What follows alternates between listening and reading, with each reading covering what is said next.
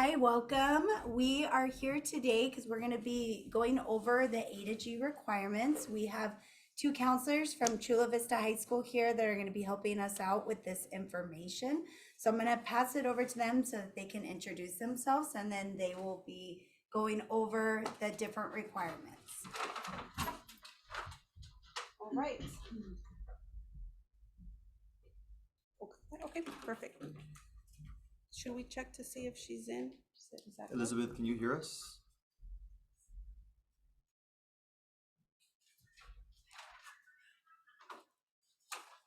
Not sure if she is.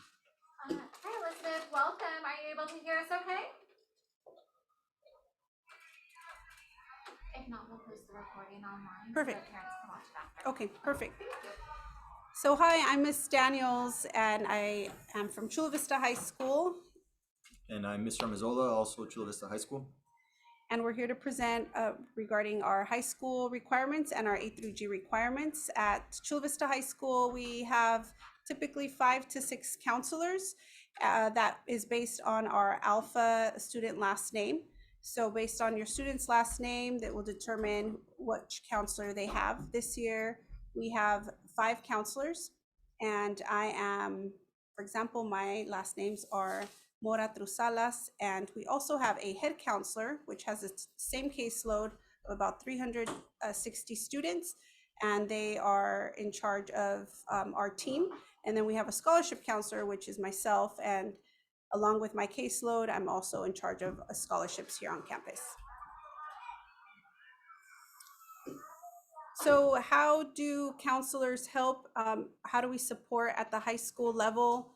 Very similar to some of the things middle school counselors do. We do individual counseling. We do a lot of academic counseling. We do college and career guidance. We support with academics if your student is struggling in school, needs extra support to just identify those needs and make sure they are guided in the right place to make sure that they are doing better in school. We deal with, daily student concerns, things that go on campus, anything that, if a teacher could identify a student having some concerns about the student, they're sent up to our office. Same thing with our assistant principals. We do parent information presentations, so we'll have a lot of these presentations throughout high school career. We have our 9th grade, 10th grade, junior, senior parent nights, and we also have some morning presentations as well as Zoom presentations. We go into the classrooms. We support with guidance lessons for our students. We do social emotional counseling as well. Anything else you want to add to that? No, we just also just the traditional roles of a counselor that you could think of.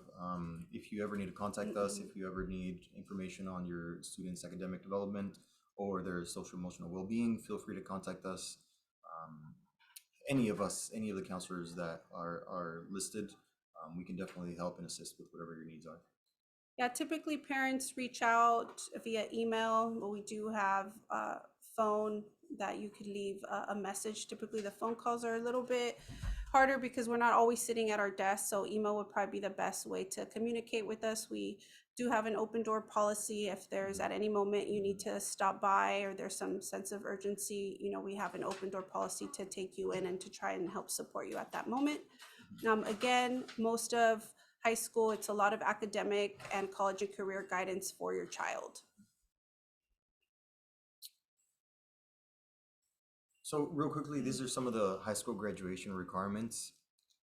As you can see over on the left-hand side, we have the classes that are needed, and over on the right side, we have the years needed. So for example, social science, we ask that students take 4 years required for high school graduation. English is also 4 years. Math, students will have to take 3 levels of math. Students are welcome to take integrated math 1, 2, integrated math 3. And in addition to that, students can choose to take a 4th year of math depending on what their interests are. Science, we ask that students take 2 years, biology and chemistry, or they could alternate chemistry with physics. Or if they would like to take all 3, again, depending on what their interests are and what their goals are, they are welcome to do that as well. Our VAPA is our visual and performing arts. Similar to our elective, we ask that they take 2 semesters, which equals to 1 year of visual performing arts category. Our foreign language, we offer 2 foreign languages in Chula Vista High School. We have Spanish and French. And we require that students take 2 years, but we recommend a third. That's also depending on the student's choices or the goals that they have in mind. Physical education, the PE classes, students will typically take those in 9th and 10th grade. They are required to have 2 years of that. And electives, they are required to take 7 semesters of it, which would equal 3 years of electives, correct? Yes. 3 years of electives, plus an additional semester, which includes health, I believe, right? And in total, they are required to take 44 semester credits with 30 hours of community service. Yes, so these are the high school requirements to receive a diploma. We do have, the electives are sort of embedded because typically a schedule, students will have 8 to 6 classes. Most high schools do have the 6 classes. Chula Vista is unique in the sense that we do have 8 courses that students take 9th and 10th grade. That is a block schedule. So one day they'll have 4 classes, the next day they'll have the other 4. It's an A and B day. And so again, if we add up the 44 semester credits, if students choose to take 4 years of taking 8 periods, they'll have well over 50 something credits. If they choose to take the 2 years of eight classes and then their junior senior year elect to take 6 courses, they're still well over the 44 classes. And so what this means is that, you know, students have to pass with a D or higher. So D is a passing letter grade to get a credit. The only time it won't be as if there's an F for the class. For the A through G requirements, so we sometimes use high school requirements and we say A through G for high school requirements, but A through G requirements for the university level. So if your child is their pathway and they're choosing to work really hard and to earn the grades needed to apply to a 4-year university, this is the screen you're looking at right now. These are your A through G requirements. And so for social science, you see that A in front of it, and English that B in front of it, and it goes all the way through the G. So for social science, it's 2 years required. For English, 4 years required. For math, 3 years required, 4 recommended. For science, 2 years, 3 recommended. And foreign language, 2 years, 3 recommended. And then VAPA is 1 year, and then a college prep elective is for 1 year as well. So it looks very similar. If you noticed in the high school requirements that we have, Sweetwater has designed our high school credits to align with our A through G credits. And so as counselors, our job is to make sure that the students are taking the required courses, right? So they will already be in the required courses for high school diploma, but they'll also be already ready for the A through G requirements to apply to a 4-year university. Now, the only difference is for the A through Gs for the university, they have to have a C or better in those courses. And so if your child accomplishes all of their courses and manages to have Ds, then, you know, those will not be counted towards the A through Gs for the 4-year universities. And the last one here, the difference in the G, it says college prep elective 1 year. This means that it's any of additional core classes that your child takes. So already if they choose to go into that 4 year of math, that 3rd year of science, that 3rd year of a foreign language, that will count as a college prep elective. We also, they can choose an elective, AP Computer Science, which is a coding class. Any of those courses will count for a college prep elective. It'll fall into that G bucket that they'll need. 9th and 10th grade highlights. Sometimes students or parents might feel like I'm a little lost in 9th and 10th grade, especially if this is the first time you have a child going into high school. You know, what else can they do besides getting A's and B's in their courses? their 9th and 10th grade. And so it's really important to note that, those grades will count for their overall grade point average, which GPA, if you haven't heard that term yet, it's a grade point average, which means typically there's certain requirements for scholarships and for universities as well to have a certain GPA, which is the grade point average. So the more A's and B's your child has, the higher the GPA is. We base it off of a 4.0, and that is a student getting straight A's throughout their high school career. Sometimes you will see our valedictorians getting a 4.5, 4.6. Some of our top students have above a 4.0. And I know I'm going off track from the slide, but just wanted to note that we have advanced placement and honors courses, and those give the students an additional point for their letter grade.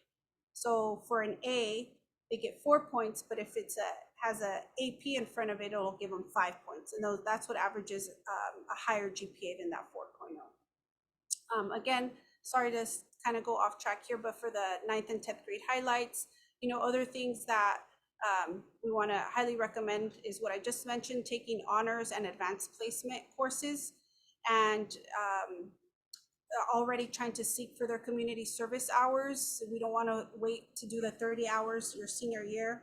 Students get really busy.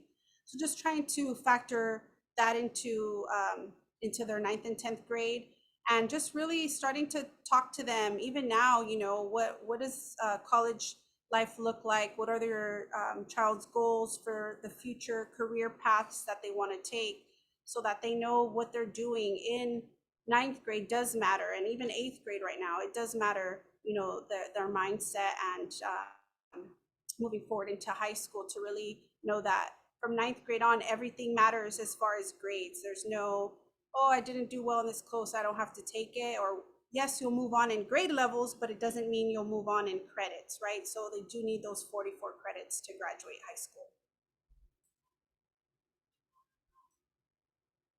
So for CSUs and UCs, again, if this is your first time having a child go into high school, or if you've never had a child go into the universities, here in California, we have our CSU campuses, our California State campuses, and we have our University of California campuses. And those are the applications that students mostly apply to. CSU's examples are San Diego State, San Marcos State, Cal State Fullerton, Cal State LA, Dominguez Hills. All of those are our state schools. And then we have our UC schools, which we have UCSD here, UCLA, UC Berkeley, UC Santa Cruz. And so those are some of examples of our UC system. So those are two different applications. And again, they will get the support their senior year to fill those out. So 10th grade and their junior year are very crucial, because those are where most of their GPA, that grade point average, will go into play. So when they submit their applications, they'll look at the summer right after 9th grade. So let's say your child doesn't have a good 9th grade year, or manages to maybe get a D in math or a D in biology. They retake it in the summer. That's the grade that will count, and that will go towards their GPA. And then it goes all the way through their junior year, summer after their junior year. And so what this means is a lot of students now, right, juniors are like, oh, so does it matter what I do my senior year, right? They're not going to look at that? Well, they won't look initially into if you've been accepted to the university. They're looking at the 10th and 11th grade year. But their senior year also counts, because they will eventually have to submit the courses that they're taking and then send their transcript off before. So they could be admitted, they can say, congratulations, you got into San Diego State. But if their senior year, they happen to get a D in any of those courses, they'll send a letter right before school starts and says, unfortunately, we'd have to take back your letter of admission. And so that's why senior year also counts, but 10th and 11th grade is what counts to actually get accepted into the university. And here we just see a copy of a transcript. This is important to just become familiar with and how to read. If you see over on the right-hand side, there is a big box at the top that breaks down exactly what classes and units the students are missing. we could see whether or not they will fulfill the requirement at some point or not. Also within, I think it's the third to the right column that says outstanding. That column will let parents, counselors, students know how many units the student is missing. That column, that's how many units the student is missing before graduating, if they're on track. And usually we go over students with these at least once a year. We try to hit every grade level at least once. And if you can see the breakdown, it is broken down by years. So we start off with like their 9th grade, 10th grade, 11th, 12th grade. And the top left is blank because that is the current year that the student is in.